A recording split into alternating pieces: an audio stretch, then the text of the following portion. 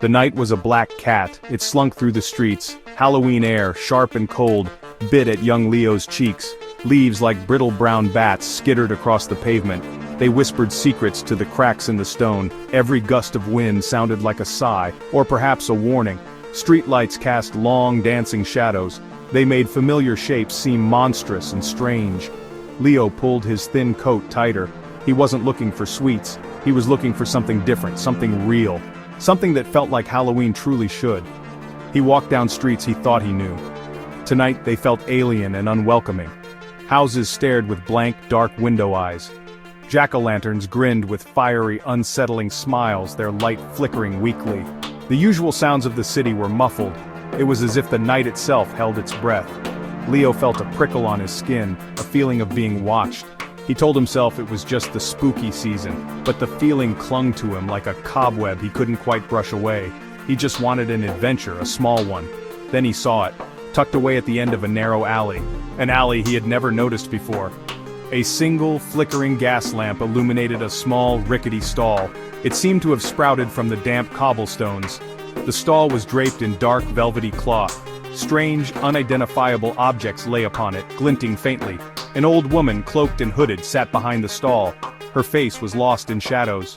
She did not call out. She simply waited, still as a gargoyle.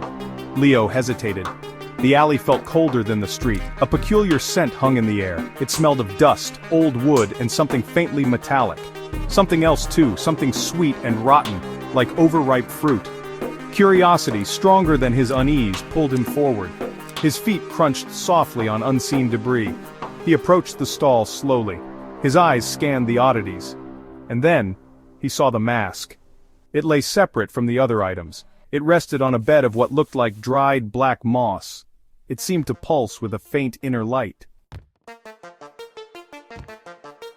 The mask was carved from a dark, unfamiliar wood. The wood was smooth, yet somehow rough to the imagined touch. Its surface swirled with intricate, almost invisible carvings. They looked like tangled thorns or ancient, unreadable symbols. The mask depicted a face.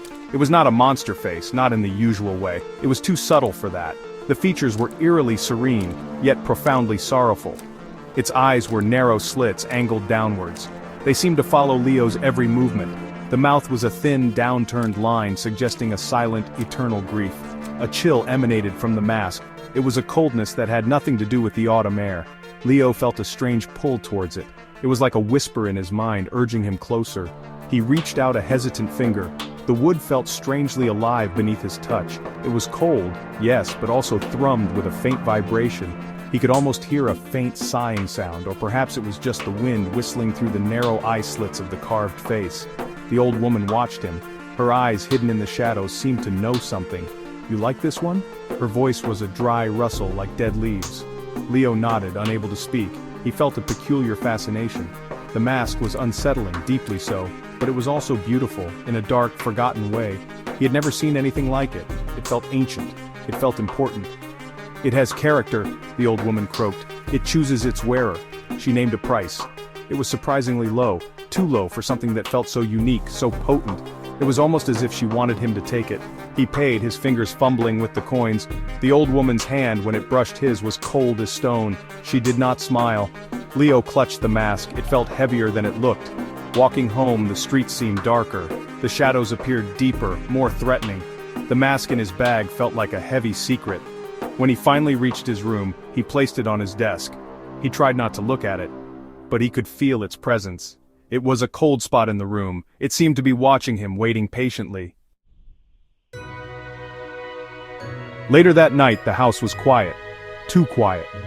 Leo sat on his bed, the mask in his lap. A sense of inevitability had settled over him. He knew he shouldn't. A small voice screamed a warning in the back of his mind, but the pull of the mask was stronger. It whispered of secrets of other places. He lifted it slowly. The carved wood smelled stronger now, earthy and old. He took a deep breath. Then he placed the mask over his face. It fit perfectly, as if it had been made for him. The world twisted, colors warped and shimmered. Ordinary objects in his room took on sinister shapes. The shadows in the corners seemed to writhe and deepen, reaching out like grasping fingers. Sounds became distorted. The gentle hum of the refrigerator downstairs became a low, guttural growl. The ticking of his alarm clock sounded like bones clicking together. He felt a profound change within himself, a coldness spread through his veins. He looked at his hands. They seemed pale, thin, and unfamiliar. His reflection in the dark window was not quite his own. Whispers started then, faint at first, like the rustling of silk. They seemed to come from everywhere and nowhere. They slithered around him, unintelligible but filled with a chilling promise. A floorboard creaked downstairs. He knew no one else was home. The doorknob to his bedroom jiggled softly. He held his breath. His heart hammered against his ribs like a trapped bird. The air grew heavy, thick with an unseen presence. He felt a cold breath on the back of his neck, even though he was facing the door. Panic began to bloom in his chest, cold and sharp. He wanted to scream, but his throat felt tight, constricted. He saw a flicker of movement from the corner of his eye. A tall, slender shadow detached itself from the deeper darkness by his wardrobe. It had no features, just a vaguely humanoid shape made of pure blackness. It glided silently towards him. Its presence radiated an icy menace. He could feel its gaze even without eyes. This was no Halloween prank. This was real. This was terror. Leo clawed at the mask, his fingers slipped on the smooth, cold wood. It felt like it was stuck to his skin, fused to his face. The whispers grew louder, more insistent. The shadow glided closer, its formless shape exuding a palpable dread. He pulled harder, a desperate sob escaping his lips. The mask resisted. It felt like tearing away a part of himself.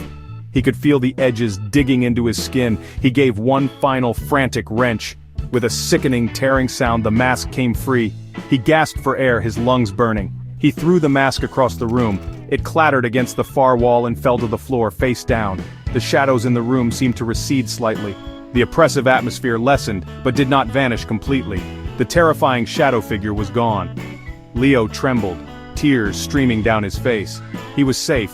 He thought he was safe. The silence in the room was now heavy, expectant. He stared at the spot where the mask lay, a dark shape on the carpet. He had to get rid of it, burn it, destroy it. He scrambled off the bed, his legs weak. He reached the spot where the mask had fallen. It was gone. Just an empty space on the carpet. Panic, cold and fresh, surged through him again. Had it moved on its own?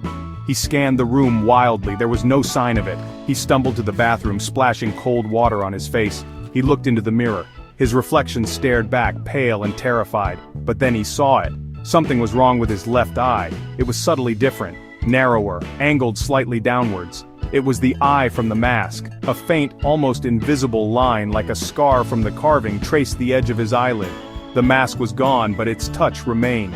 He was marked. The curse wasn't in the wood anymore. It was in him. The terror hadn't ended with the removal of the mask. It had simply changed its form, burrowing deeper. He knew, with a chilling certainty, that Halloween was not over for him. It would never be over. The whispers, he realized, hadn't entirely stopped. They were just much, much quieter now, and they were coming from inside.